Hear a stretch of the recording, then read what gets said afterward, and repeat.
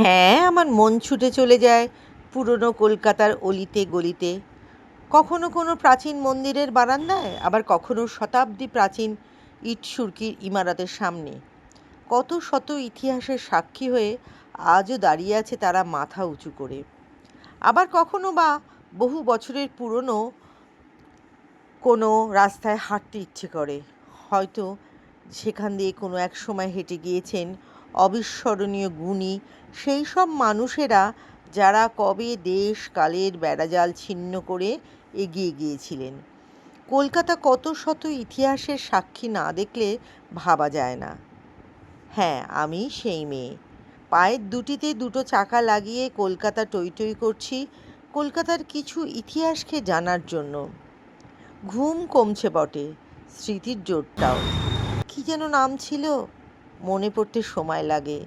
চুলে পাক, তবু কত যে স্বপ্ন ভিড় করে রোজ। কোথায় ছিল, কবে এদের জন্ম হলো, কলকাতায় কারা কারা এসেছিল, কোথায় যাব, কি দেখব, এইসব ভাবতে ভাবতে নিঃশব্দে ধীর পায়ে কলকাতার অলিতে গলিতে বিভিন্ন রকমের পুরনো বাড়িগুলো দেখতে লাগলাম। কলকাতা একটা অসম্ভব সুন্দর শহর। দেখলে মনে হয় ঈশ্বর যেন তার সমস্ত সৌন্দর্য দিয়ে মুড়ে রেখেছে শহরটাকে। আমাদের শহর ইতিহাসে ঠাসা, এবং আমরা কখনোই ঔপনিবেশিক সামনের আমাদের শক্তিশালী প্রভাবকে অস্বীকার করতে পারি না, যা আমাদের সংস্কৃতি ও ঐতিহ্য গঠনে সহায়ক ভূমিকা পালন করেছে। কলকাতার অসাধারণ বাড়িগুলো শুধু সৌন্দর্যের নিদর্শন নয়, তারা শহরের অতীত, ঐশ্বর্য ও সাংস্কৃতিক জন্মের সাক্ষী। কলকাতা কেবল ইট পাথরের শহর নয়, এটি অনুভবের, স্মৃতির এবং স্বপ্নের শহর। তার অসাধারণ বাড়িগুলো যেন এক একটি সময় যন্ত্র, যা আমাদের ফিরিয়ে নিয়ে যায় এক বর্ণাঢ্য অতীতে।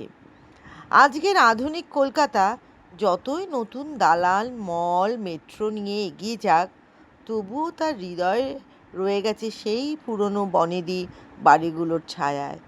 সেই সব বাড়ি আমাদের শেখায় কীভাবে সংস্কৃতি, সৌন্দর্য ও ঐতিহ্য যুগ যুগ ধরে একটি শহরের আত্মাকে বাঁচিয়ে রাখতে পারে। আসুন আমরা সবাই কলকাতার অলি গলি ঘুরে দেখি, আর কলকাতার ইতিহাস জানি, আর আনন্দ উপভোগ করি। আসুন, আমার শহর কলকাতা।